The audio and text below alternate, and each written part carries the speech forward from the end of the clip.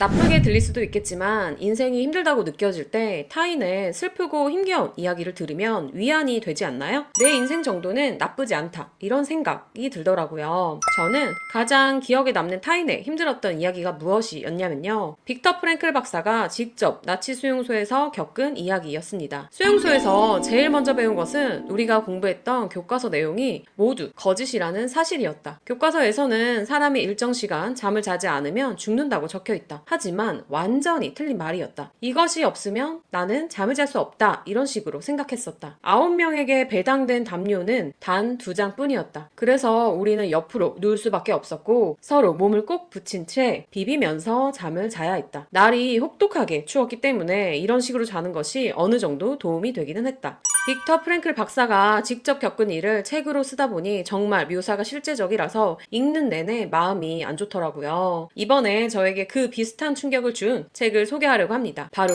한강 작가님의 소년이 온다 라는 책입니다. 엄청 유명하죠. 정말 표현력이 어마어마해서 따뜻함을 느끼기도 하고 가슴 먹먹함을 느끼기도 하면서 침울해지기도 하고 감정을 소용돌이치게 하는 작품이더라고요. 광주 5.18 민주화 운동을 배경으로 한 책이다 보니 폭력에 대한 이야기가 많이 나옵니다. 그래서 책 전반적으로 어두운 분위기가 강해요. 하지만 그 어둠에 집중하기보다는 나는 잘 살고 있나? 우리 삶에서 어떤 부분을 더 생각하면서 살아가면 좋을지 고민해보는 시간을 함께 가져봤으면 좋겠습니다. 여러분은 가족이나 사랑하는 사람을 위해서 기억에 남는 내가 희생했던 경험이 있나요? 어두운 책의 분위기 속에서도 누나가 동생에게 희생하며 따뜻한 장면이 있어서 소개하려고 해요. 등장인물 중 정대 누나, 정대 친구인 동호가 나옵니다. 정대 누나는 정대를 학교에 보내기 위해서 자기가 학교를 그만두었고 정대 몰래 검정고시를 준비합니다. 그래서 정대의 친구 동호에게 지난 중학교 1학년 교과서가 있냐며 물어봅니다. 정대한테는 말하지 마. 안 그래도 자기 때문에 내가 학교를 못 다녔다고 눈치를 보는데 중학교 검정고시 합격할 때까지만 정대한테 모르는 척 해줘. 혹시 알아? 정대 대학 보내고 낸 다음에는 나도 열심히 해서 대학 갈 수 있을지 말이야. 어떻게 몰래 정대 누나가 공부를 하겠다는 건지 동호는 궁금했다. 2평도 안 되는 단칸방에서 말이다. 저는 희생한 경험이라고 하니까 정말 기억이 안 나더라고요. 그래서 오히려 당황스러웠어요. 아, 나는 내 거 잘 챙기고 꽤나 이기적으로 살았구나. 배려는 많이 하려고 했지만 희생까지 했었나? 라는 생각이 들더라고요.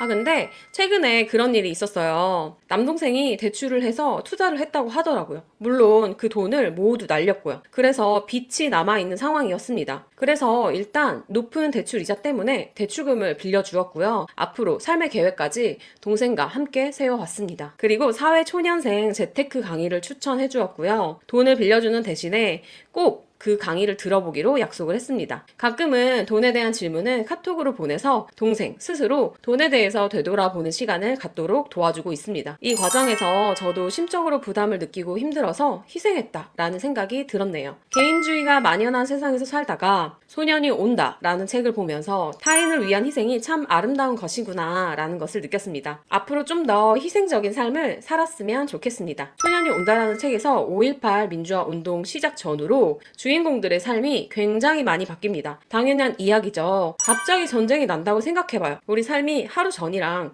같을 수 있을까요? 밥 먹는 것도 전쟁 전후로 의미가 완전 달라질 것입니다. 등장인물 김은숙에 대한 이야기를 소개하려고 해요. 부조리한 상황 속에서 검열과에서 뺨을 맞습니다. 아직 푸르스름하게 멍든 뺨을 그녀는 무심하게 들여다보았다. 모두가 그녀에게 귀엽게 생겼다고 말하던 때가 있었다. 이제 그녀는 24살이고 사람들은 그녀가 사랑스럽기를 기대했다. 그러나 그녀 자신은 빨리 늙기를 원했다. 빌어먹을 생명이 너무 길게 이어지지 않기를 원했다. 5.18 민주화 운동 시작 전에 그녀는 어머니와 얘기를 나눴는데요. 입시에 실패하고 집 밖으로 나가지 않는 그녀에게 어머니는 말했다. 그냥 눈 딱 감고 살아주면 안 되겠니? 내가 힘들어서 그런다. 그냥 다 있고 남들같이 대학 가서 너 밥벌이 하고 좋은 사람 만나 살고 그렇게 내 짐을 덜어주면 안 되겠니? 입시에 실패하는 것. 좋은 사람을 만나서 살아가는 것이 폭력이 난무하기 전에는 의미가 있었겠지만 민주화 운동 이후에는 부조리함, 수많은 고통을 이겨내는 게 더 중요해졌습니다. 김은숙이라는 등장인물에게 입시 실패, 연애, 결혼 이런 건 사실 중요하지 않게 되었죠. 삶은 시점에 따라서 참 상대적입니다. 과거 과거에 중요했던 것이 현재는 중요하지 않게 되고 그 반대의 경우도 많죠. 여러분들은 어떤 환경, 시점을 기준으로 삶이 꽤 다르게 보였나요? 저는 결혼보다도 임신이 크게 삶의 기준을 바꾸었습니다. 임신 후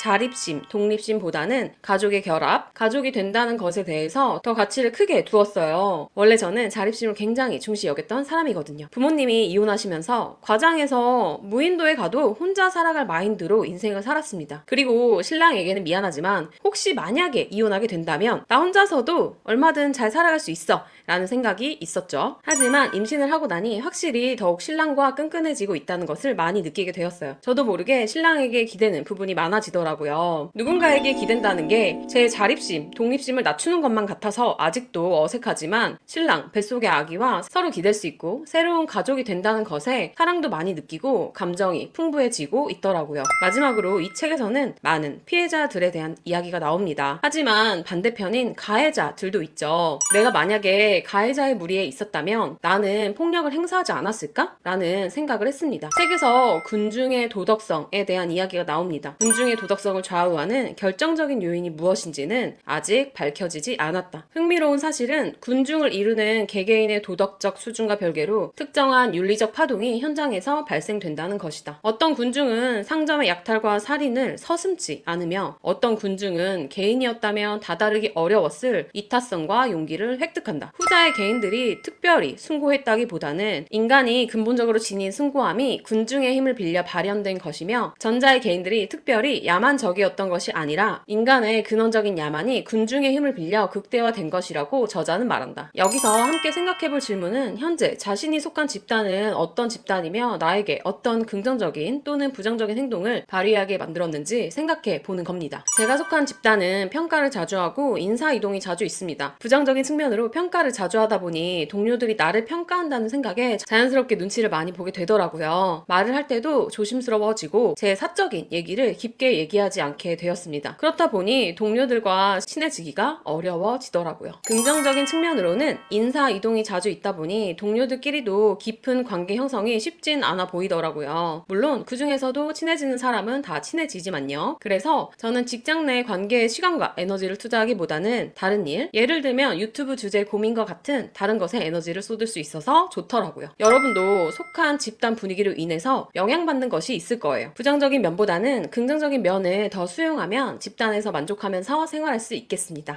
오늘 내용을 정리해보려고 합니다. 여러분들은 잘 살고 계신가요? 다음 질문을 통해서 점검해보셨으면 좋겠어요. 첫째, 과거에 기억에 남는 희생했던 경험을 떠올려 보세요. 희생이 얼마나 아름다운 것인지 음미해 보셨으면 좋겠습니다. 둘째, 어떤 환경, 시점을 기준으로 삶이 다르게 보이기 시작했나요? 그리고 어떻게 다르게 보였나요? 삶의 가치는 어떤 시점을 토대로 완전히 바뀔 수 있습니다. 여러분이 중시하는 삶의 가치를 점검해 보셨으면 좋겠습니다. 셋째, 자신이 속한 집단이 나에게 어떤 긍정적, 부정적 행동을 발휘하게 만드나요?